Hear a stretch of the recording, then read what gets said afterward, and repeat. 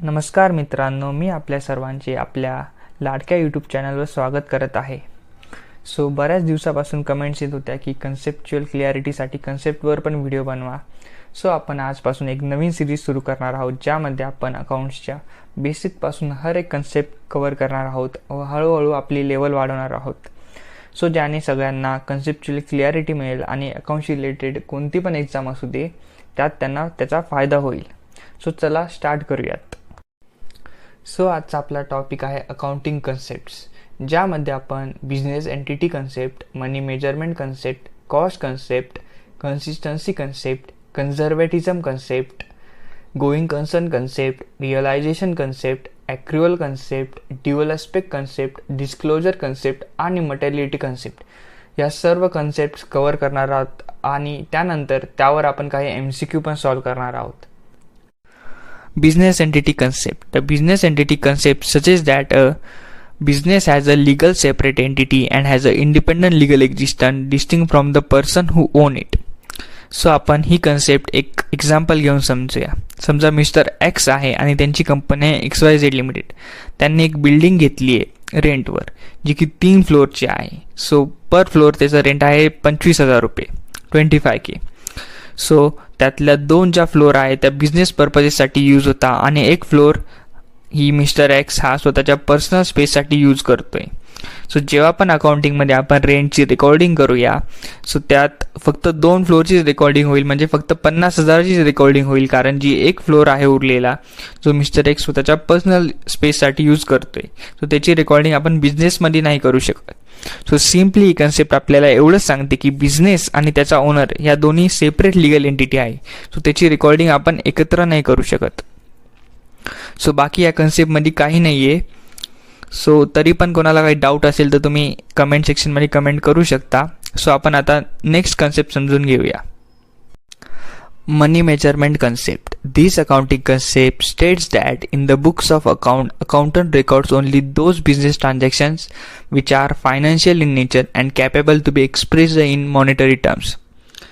ही concept आपल्याला हे सांगते की आपण फक्त त्याच गोष्टींची रेकॉर्डिंग करू शकतो ज्याची काहीतरी मॉनिटरी व्हॅल्यू आहे, म्हणजे पैशाच्या स्वरूपामध्ये त्याची काहीतरी व्हॅल्यू होऊ शकते. चला आपण नेक्स्ट कन्सेप्टकडे वळूया. Cost concept. According to this accounting concept, an asset of the business is recorded in the books of accounts at the price paid to acquire or produce it at its cost, not at its current market value. आपण ही concept एक example घेऊन समजूया. समजा आपण बिझनेससाठी एक land घेतली आहे, जी आपण जेव्हा घेतली आहे त्याची प्राईस होती 2 लाख रुपीज, पण सध्या त्याची मार्केट प्राईस चालू आहे 5 लाख रुपीज.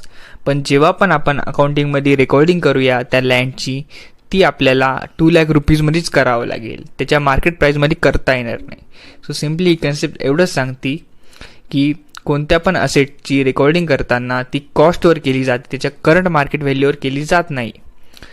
चला आपण आपल्या नेक्स्ट कन्सेप्टकडे वळूया. This accounting convention states that once a particular accounting practice, method or policy is adopted to prepare account statements and reports, it should be continued for years together and should not be changed unless unavoidable circumstances forces the enterprise to change it. Simply आपल्याला ही concept हे सांगते की जर आपण एखादी method किंवा policy use करतोय तर तीच इयर ऑन इयर बेसिसवर कंटिन्यू करावी. त्याचा फायदा आपल्याला हा होईल की आपण जेव्हा पण फायनान्शियल स्टेटमेंट काढू किंवा प्रॉफिट काढू तेव्हा जे पिक्चर आपल्यासमोर येईल ते मोर ॲक्युरेट येईल.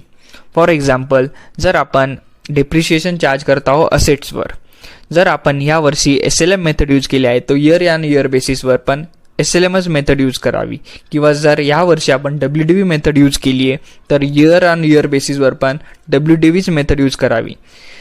बाकी काही नाही आहे या कन्सेप्टमध्ये. आपण नेक्स्ट कन्सेप्टकडे वळूया. Conservatism concept. Conservatism concept require profit or gains not to be recorded until they are realized, but record all expenses and losses as soon as the probability of them happening approaches. That's why it is also called prudence. This is also known as the policy of playing safe game. Conservatism concept आपल्याला हे सांगते जर आपल्याला near फ्युचरमध्ये एखादा profit होणार आहे तर त्याची रेकॉर्डिंग आपण आपल्या बुक्स ऑफ अकाउंट्समध्ये नाही करायची, पण जर इन नियर फ्युचर आपल्याला एखादा लॉस होणार आहे तर त्याची रेकॉर्डिंग आपण आपल्या बुक्स ऑफ अकाउंट्समध्ये केली पाहिजे. सो आपण एक एक्झाम्पल घेऊन समजूया. समजा आपल्या बिझनेसमध्ये एखाद्या प्रोजेक्टबद्दल एखादी केस चालू आहे कोर्टामध्ये, ज्याची प्रोबॅबिलिटी आपण जिंकेल अशी आहे, तर त्याची रेकॉर्डिंग आपल्या बुक्स ऑफ अकाउंट्समध्ये नाही करायची.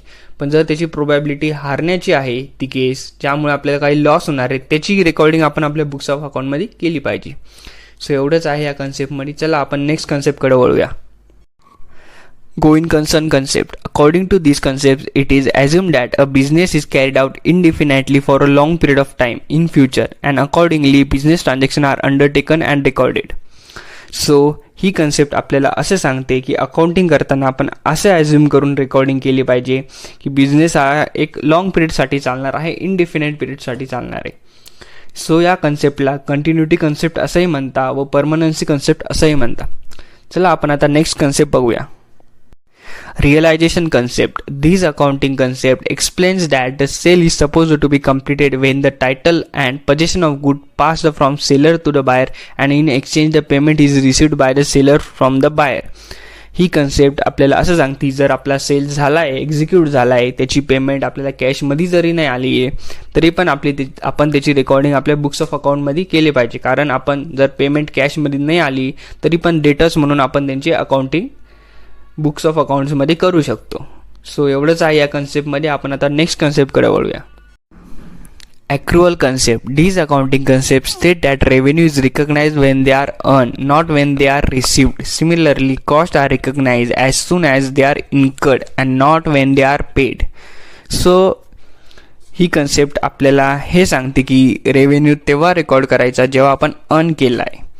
तो जर रिसीव्ह जरी नाही केलेला आहे, अजून आपल्याला कॅशमध्ये पेमेंट नाही आलेली आहे, तरी पण आपण त्याची रेकॉर्डिंग केली पाहिजे. आणि पेमेंटसुद्धा जेव्हा आपण एखादा एक्सपेन्स इन्कर झालेले, म्हणजे आपल्याला माहिती आहे की ते एक्सपेन्स झालेले, त्याची पेमेंट आपण सध्या नाही केलेली आहे, ती 2 वर्षांनी का करा ना, आपण त्याची रेकॉर्डिंग आपल्याला आत्ताच करणं आहे आपल्या बुक्स ऑफ अकाउंट्समध्ये.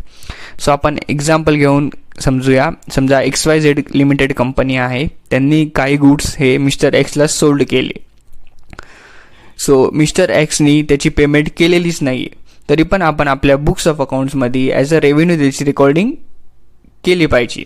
त्यांनी त्याची पेमेंट काही 6 महिन्यांनी, 1 वर्षांनी, कधी पण करू द्या, पण आपल्याला आपल्या बुक्स ऑफ अकाउंटमध्ये त्याची रेकॉर्डिंग करावी लागेल, अशी ही कन्सेप्ट आपल्याला सांगते.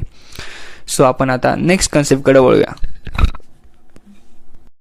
Dual aspect concept.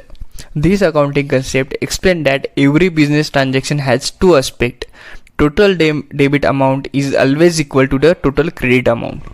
सो ही कन्सेप्ट आपल्याला हे सांगते की हर एक ट्रान्झॅक्शनचा कमीत कमी 2 अकाउंट्सला इफेक्ट पडतो. सो फॉर एक्झाम्पल, जर आपण सेल करतोय फॉर कॅश, तर त्याची जनरल एंट्री होती की cash account debit to sale account. So यामध्ये 2 अकाउंटला त्याचा इम्पॅक्ट पडलेला आहे. एक आहे कॅश अकाउंट आणि दुसरा आहे सेल अकाउंट. सो एवढंच आहे या कन्सेप्टमध्ये. चला आपण नेक्स्ट कन्सेप्टकडे जाऊया. Disclosure concept. According to the concept of full disclosure, the accounting must disclose all material facts and information so that the interested parties, after reading such accounting report, can get a clear view of the state of affairs of the business. So he concept आपल्याला हे सांगते की कंपनीशी related जेवढे पण material facts आहेत, information आहे, ती सगळी डिस्क्लोज केली पाहिजे, म्हणजे ओपन केली पाहिजे. सो याचा फायदा हा होईल की जे शेअर होल्डर्स आहे त्यांना एक क्लिअर व्ह्यू भेटेल बिझनेसचा. जसं की कंपनीमध्ये किती असेट्स आहेत, किती लायबिलिटीज आहेत, काही शॉर्ट टर्म लोन्स घेतले आहे का, अशा प्रकारच्या सगळ्या इन्फॉर्मेशन या कंपनीने डिस्क्लोज केल्या पाहिजे. सो आपल्याला ही कन्सेप्ट एवढंच सांगते. चला नेक्स्ट कन्सेप्टकडे वळूया. Materiality concept. The term material means relatively important. According to the convention of materiality, accounts must disclose all material facts and information which highlights the financial position and profitability of the business organization. So he materiality concept आणि disclosure concept ह्या co-related आहे. So दोघांमध्ये फक्त एवढाच फरक आहे की materiality concept हे सांगते की ज्या गोष्टी इम्पॉर्टंट आहे बिझनेसमध्ये फक्त त्याच डिस्क्लोज केल्या पाहिजे, म्हणजे ओपन अप केल्या पाहिजे. आणि डिस्क्लोजर कन्सेप्ट हे सांगते की बिझनेसच्या सगळ्या गोष्टी ओपन अप केल्या पाहिजे, बिझनेसच्या सिक्रेट्स सोडून.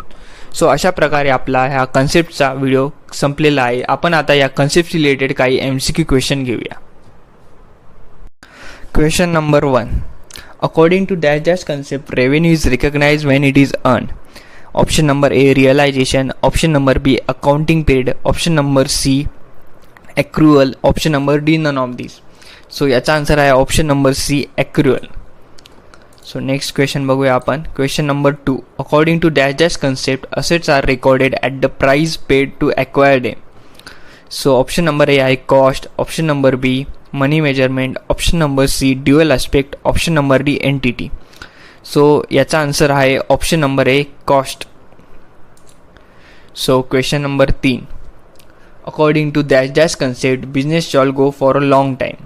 सो ऑप्शन नंबर ए आहे consistency, option number B going concern, option number C materiality, option number D dual aspect. So याचा आन्सर आहे option number B, going concern concept. So हा आपला last question आहे. According to dash dash concept every business transaction has 2 aspect, materiality, dual aspect, money measurement, going concern. So याचा answer आहे option number B, dual aspect. So अशा प्रकारे आपला हा कन्सेप्टचा video संपला आहे. त्यावर आपण थोडेफार MCQ पण घेतले. तरी जर कोणाला काही डाऊट्स असेल कोणत्या क्वेश्चनमध्ये किंवा कोणत्या कन्सेप्टमध्ये तर तुम्ही कमेंट बॉक्समध्ये कमेंट करू शकता. व आपलं एक टेलिग्राम चॅनल पण आहे. सो त्याची लिंक मी डिस्क्रिप्शन बॉक्समध्ये दिली आहे. सो आपण ते पण जॉईन करू शकता. त्यामध्ये डेलीच्या क्विज घेतल्या जातात.